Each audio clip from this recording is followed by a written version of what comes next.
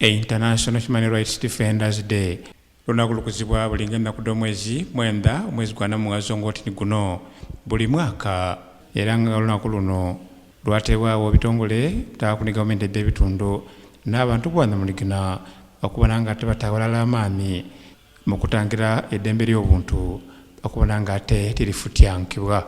Butindo olunaku olwaleero ebitongole bya nakyewa bikola okubona nti balwanirira eddembe ly'obuntu mu iwanga lino.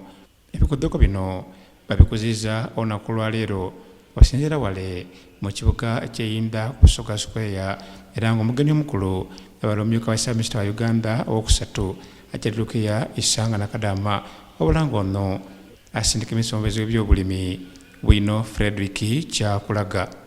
Minisita Bwino Kyakulaga asoze kuba nga ate asimbula bano okubula nga tabakumba bwetoloola ekibuga ekyeyinda okubula nga tabamanisa abantu bawuliddo kokka byakali mu kutyoboola eddembe ly'omuntu.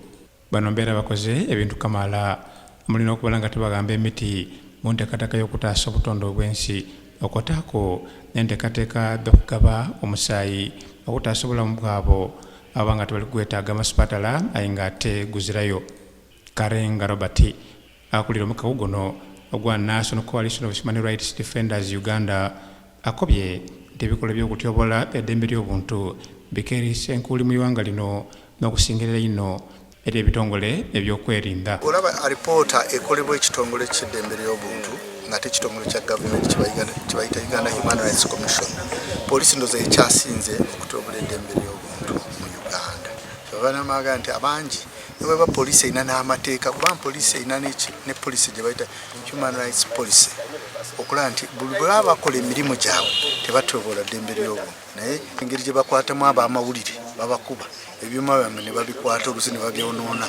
Mulimu okukwata abantu bajjamu akasente nga babasaba poliisi bond, mulimu basiba okuyisa essaawa 48. Ate ye Monica Mukyala okuva mu kitongole kya Rape Hearts Foundation akubye nti waire nga balikudaguza olunaku luno ayibo ng'abakazi bakalina okusomozebwa kamaala ku by'eddembe ly'obuntu. Batulugunya abakyala mu ngeri nningi, babakuba, babavuma, babalobera okukola, sometimes abandi babadinayinga food, era sometimes era abandi n'engoye. Wano Minisita Bwino Fred Kyakulaga wasinzire yasaba ebitongole byonna byonna mu Uganda okubona nga tebagemera walala mu nsonga z'okulwanisa ebikolwa bino eby'okutyoboola eddembe ly'abantu okubona nga ate bikoma amangu n'embiro. Gavumenti ya NRM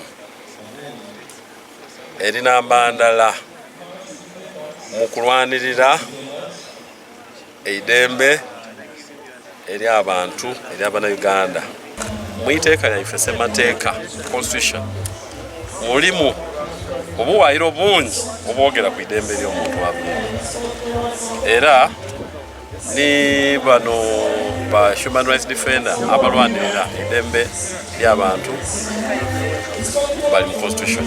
Musulo Robert, Baba TV, Amakonde.